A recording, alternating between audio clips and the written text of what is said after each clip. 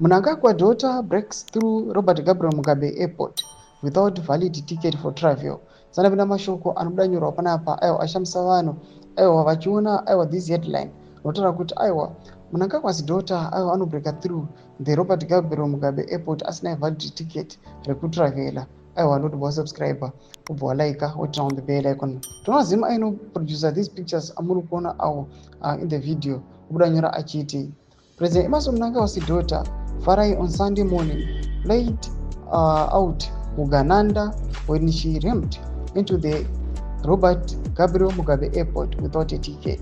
She was at the time escorting her husband. For security, this is a court departure area. Anoboya vachiposta mapictures muri kuona vinhu vachiti Farai Mnangagwa and her husband who is flying towards South Africa on Sunday.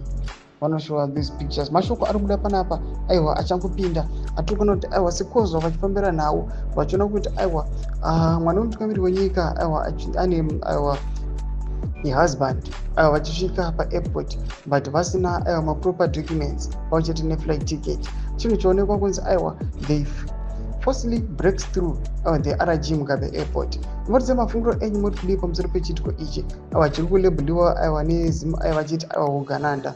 Nhangu musection yedu mafungiro enyu, so subscribe or like, turn on the bell.